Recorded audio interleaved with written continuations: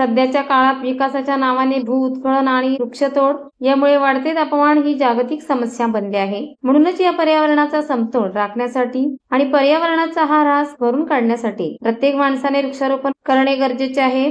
तरच पृथ्वीचे वाढते तापमान नियंत्रित करता येईल। निसर्ग संवर्धन ही सध्या काळाची गरज आहे हे ओळखून केळवणे गावातील विनय धर्माजी घरत या तरुणाने आपल्या वाढदिवसाच्या औचित्याने गावाशेजारी ओसाड डोंगरावर 100 झाडे लावून सर्व समाजासमोर एक नवा आदर्श ठेवला। या चांगल्या कामासाठी त्याला सन्नी माळी, ऋषभ घरत, ओमकार माळी, रितेश घरत, रितेश म्हात्रे, विनय कडू, अथर्व घरत, अंश मोकळ आणि यश शिवकर या सर्वांनी वृक्षारोपण करण्यास मदत केली।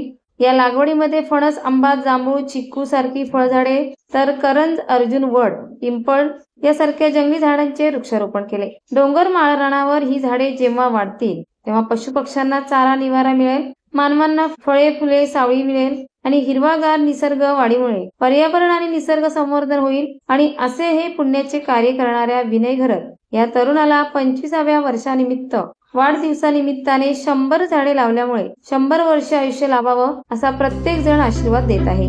प्रत्येक स्तरातून सर्वत्र त्याचे कौतुक होत आहे।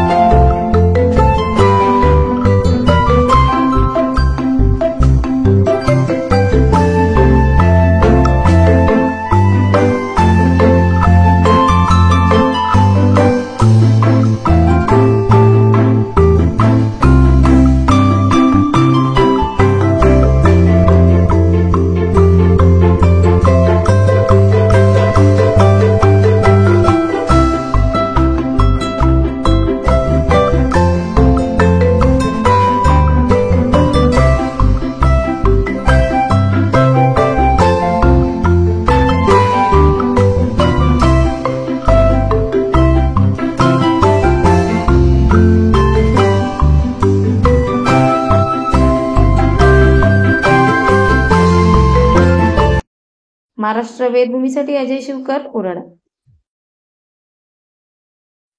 ताज्या घडामोडी जाणून घेण्यासाठी आजच आपल्या महाराष्ट्र वेदभूमी न्यूज चॅनलला लाईक करा, शेअर करा, सबस्क्राईब करा आणि बेल आयकॉनवर क्लिक करायला विसरू नका।